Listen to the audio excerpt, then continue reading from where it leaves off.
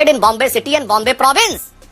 पर उसमें खुशी किस बात की? Ambedkar has been dropped out. ऐसी तानाशाही के आगे नहीं झुकूंगा। और वो बाहर निकल के गए, बाद उन्होंने अपना लिखित वक्तव्य प्रेस में जारी किया। और सुनिए, बाद में सिर्फ एक हिस्सा चलाकर अपमान का आरोप लगाया जा रहा है। इनको विरोध इस बात का है कि कौन ऐसा महामानव आया जिन्होंने दलितों को, पिछड़ों को, वंचित लोगों को के लिए काम किया। इनके चैनल पे, शायद किसी और चैनल पे कहा था, मुझे तो लगता है मैं बायोलॉजिकली नहीं हूँ। इच्छा भूमि है वो भाजपा शिवसेना सरकार के समय में 99 में स्मारक बना।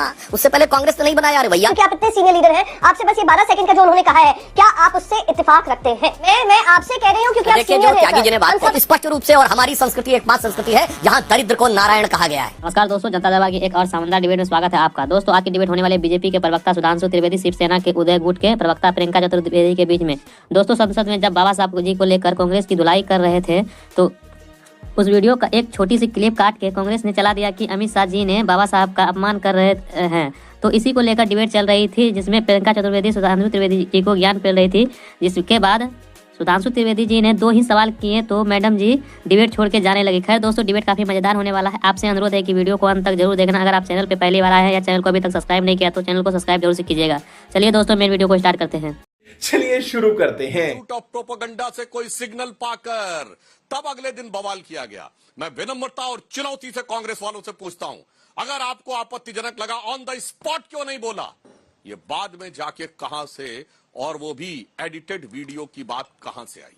और दूसरी बात मैं कहना चाहता हूं, कांग्रेस डॉक्टर अंबेडकर के ऊपर बोलेगी। मैं सिर्फ ये याद दिलाना चाहता हूं, डॉक्टर अंबेडकर के बारे में नेहरू जी ने क्या बोला, मैं पार्लियामेंट में बोल चुका हूं, दोबारा कह रहा हूं। 16 जनवरी 1952 एडविना माउंटबेटन को लेटर लिखते हैं नेहरू जी, और ये completes works of Jawaharlal Nehru series 2 volume 17 page number 35 से 37 के बीच में है। लखनऊ से लिखा गया लेटर है, जिसमें वो चुनावों में कांग्रेस की जीत पर खुशी व्यक्त करते हैं। और वो कहते हैं, लाइन है उसमें, कोट कर रहा हूं, कि our success is much beyond was expected in Bombay city and Bombay province. पर उसमें खुशी किस बात की? Ambedkar has been dropped out. Ambedkar हार गए हैं, इस बात की खुशी है। और नेहरू जी तो खुद प्रचार करने गए थे, जब अंबेडकर जी के खिलाफ खुद प्रचार करने गए थे, का भजन करने गए थे, उनको जिताने के लिए गए थे। अब आइए, उसी में आगे क्या लिखते हैं कि socialist have joined with Ambedkar party, so in that matter they lost their repute. अगर अंबेडकर जी की पार्टी को सोशलिस्टों ने सपोर्ट किया तो उनकी प्रतिष्ठा खत्म हो गई। मगर आगे जो महत्वपूर्ण बात लिखते हैं नेहरू, वो कहते हैं, but Ambedkar has join hands with Hindu communalist. सुनिए, हिंदू कम्युनिस्ट, यानी जो हमको ये कहते हैं कि सांप्रदायिक हिंदूवादी, उनके साथ आ गए। ये है पंडित जवाहरलाल नेहरू के विचार अंबेडकर जी के बारे में। अमित शाह जी क्लियर कट बोल चुके हैं कि पार्लियामेंट से ड्रॉप करने पर क्या किया। और दूसरा मैं कोट करना चाहता हूं, 10 अक्टूबर 1951 जब अंबेडकर जी इस्तीफा देना चाहते थे, ये पब्लिश्ड बाई बाबा साहब की सबसे ऑथेंटिक जो ऑटोबायोग्राफी है, पद्म भूषण जिनको इंदिरा जी की सरकार से मिला, धनंजय कीर, उन्होंने अपनी किताब में पेज नंबर 415 के आसपास लिखा है कि जब वो इस्तीफा देने के लिए खड़े हुए तो सभापति ने कहा कि आप अपने इस्तीफा लिखित में दे दीजिए। तो 2 सांसद, वो मिस्टर कामत और कुंजरू ने कहा, क्या अंबेडकर को अपना इस्तीफा नहीं पढ़ने दिया जाएगा? कोट अनकोट बोल रहा हूं। तो उन्होंने कहा, हमें यह चेक करना होगा कि इनके बयान में कोई सरकार के लिए समस्या या बदनामी वाली बात तो नहीं है। तो डॉक्टर अंबेडकर ने कहा, मैं ऐसी तानाशाही के आगे नहीं झुकूंगा, और वो बाहर निकल के गए। बाद में उन्होंने अपना लिखित वक्तव्य प्रेस में जारी किया। और सुनिए, ये सरकार के द्वारा भी पब्लिश्ड है। मेरे भाई, आंखें खोल के देखो कितनी बातें करने की। इसीलिए कहते हैं, आज जो अंबेडकर जी के प्रति भक्ति नजर आ रही है, उसे पंचतंत्र में बगुला भगत और असली भगत का जो अंतर है, वो आज कांग्रेस में दिखाई पड़ रहा है। राज्यसभा में थी, उनका ये सवाल है कि अगर गलत था तो उस समय कोई क्यों नहीं वहां से निकला? बाद में सिर्फ एक हिस्सा चलाकर अपमान का आरोप लगाया जा रहा है। क्या वो ये कह रहे हैं अमित शाह की हमने एक तो कोई तोड़ मरोड़ की बात नहीं की, उनका जो 1.5 घंटे का भाषण है, उसकी जो समरी है ना, वो उस 12 सेकंड के वीडियो में समझ में आ जाएगी कि भारतीय जनता पार्टी की किस तरीके की सोच है, किस तरीके की मंशा है। अंबेडकर विरोधी ही नहीं, संविधान विरोधी ही नहीं, ये अंबेडकर विरोधी हो गए हैं। इनको विरोध इस बात का है कि कौन ऐसा महामानव आया जिन्होंने दलितों को, पिछड़ों को, वंचित लोगों को के लिए काम किया और उनके लिए संविधान में जगह बनाई, संविधान में उनके लिए रिजर्वेशन का प्रावधान किया, उन लोगों की लड़ाई लड़ी जो सम्मान के लिए वो भूखे थे, जिनको मार्जिनलाइज किया था इस सोसाइटी ने। इन लोगों को उस बात का दर्द है। और वो दर्द वो 12 सेकंड के क्लिप में सबको दिखाई दिया है। हमने कब विरोध किया, कब नहीं विरोध किया, पूरा देश विरोध कर रहा है। ये सिर्फ विपक्ष की बात नहीं है, आज पूरा देश विरोध कर रहा है। और वो सब आकर कह रहे हैं कि ये इस तरीके की भाषा महामानव के लिए हमें स्वीकार्य नहीं है। एक स्वघोषित महामानव है, जो आप ही के चैनल पे शायद किसी और चैनल पे कहा था, मुझे तो लगता है मैं बायोलॉजिकल ही नहीं हूं।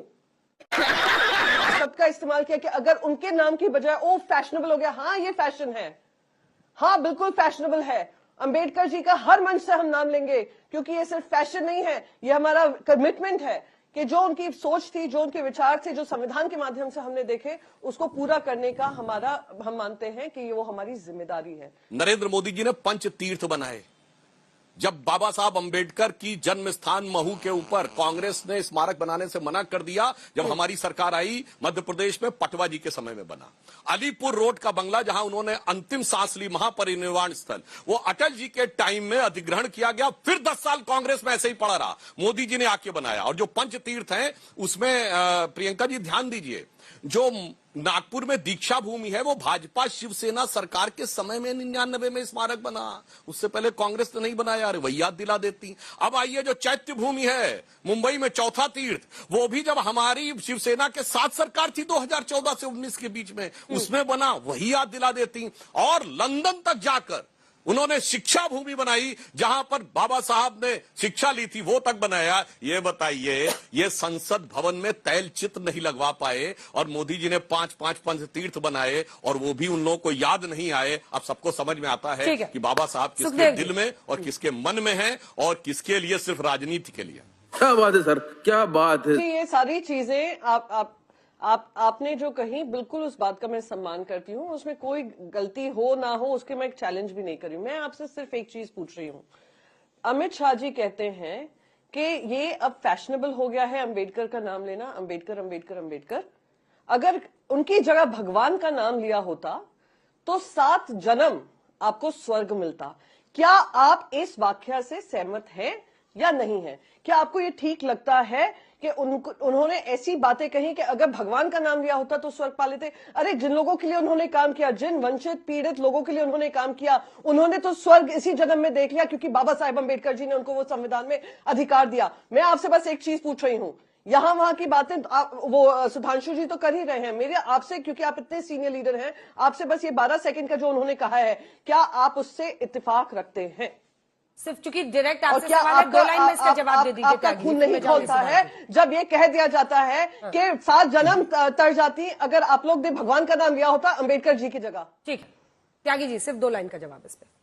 अंजना जी, जहां तक मेरे कन्विक्शन का सवाल है, मैं किसी भगवान से कम, जो गरीब गुरबा वर्ग हैं, समूह हैं, उसमें किसी भगवान से कम मैं अंबेडकर को नहीं मानता। एक जहां तक प्रियंका जी ये सवाल है 12 सेकंड वाला, तो आपके वर्जन में और सुधांशु जी के वर्जन में एकता आ जाए तो मैं बता दूं कि मेरा जवाब क्या है। आप सुधांशु जी से सवाल कीजिए, राज्यसभा में ये थे, मैं तो नहीं था। सुधांशु जी, मैं आपसे कह रही हूँ क्योंकि आप सीनियर हैं सर, हम सब आपका सम्मान करते हैं। क्या आप इनके इस बात से आप इत्तेफाक रखते हैं? बस मुझे यही विनम्रता से आपसे पूछना था, जो आपने जवाब नहीं दिया है। ठीक है सुधांशु जी, आप जवाब दीजिए। 12 सेकंड में जो उन्होंने अपने मन की कुंठा दिखाई है, वो आप लोग उसके साथ खड़े हुए हैं। ठीक है, बात भगवान वाली है और पूजने वाली है। तो जो पिछड़े, दलित, वंचित और इस देश के तमाम लोग दोनों पूजनीय मानते हैं बाबा भीमराव अंबेडकर को, इस पर जवाब दीजिए। मैं बहुत स्पष्ट रूप से कहना चाहता हूं, बाबा साहब अंबेडकर ने खुद भगवान बुद्ध को भगवान माना। कब बाबा साहब कह रहे हैं कि मैं भगवान से ऊपर हूं? ये तो बाबा साहब ने कभी नहीं कहा। और बाबा साहब का मैं कोट बता रहा हूं, 1955 अक्टूबर में उन्होंने पार्लियामेंट में, राज्यसभा में खड़े होकर कहा है कि हमने ये संविधान बनाया था कि देवता आकर मंदिर में स्थापित हों, परंतु ऐसा लगता है कि असुरों ने आकर कब्जा कर लिया है। हम नहीं चाहते असुर आकर कब्जा करें। यह भी राज्यसभा में है। सुखदेव जी और प्रियंका जी जाके देख लीजिएगा 1955 में। इसीलिए जब आप देवता, भगवान ये भी बोलने का प्रयास करें तो भली भांति जान लेना चाहिए बहुत स्पष्ट रूप से। और हमारी संस्कृति एकमात्र संस्कृति है जहां दरिद्र को नारायण कहा गया है। बाकी जगह पे सारी ऐसी बातें कही गई हैं। हमारी एकमात्र संस्कृति है कि हिंदू समाज के दो सबसे बड़े महाकाव्य रामायण के रचयिता महर्षि वाल्मीकि और वाल्मीकि समाज आज एससी में आता है, और महाभारत के रचयिता महर्षि वेदव्यास जी की मां मछुआरिन थी, वो समाज कहीं अति पिछड़े में आता, कहीं एससी में आता है। इसलिए इन विषयों पे भी जानकारी के साथ बोलना चाहिए। मगर मैं एक बात तो सही है। वीडियो को अंत तक देखने के लिए धन्यवाद। आज का ये डिबेट वीडियो आप लोगों को कैसा लगा, आप लोग कमेंट सेक्शन में अपनी राय जरूर दे सकते हैं। अगर आप अभी तक चैनल को सब्सक्राइब नहीं किए तो चैनल को सब्सक्राइब और वीडियो को लाइक जरूर से कीजिएगा। चलिए दोस्तों, मिलते हैं कोई और लेटेस्ट डिबेट वीडियो में, तब तक के लिए जय हिंद, जय भारत, वंदे मातरम।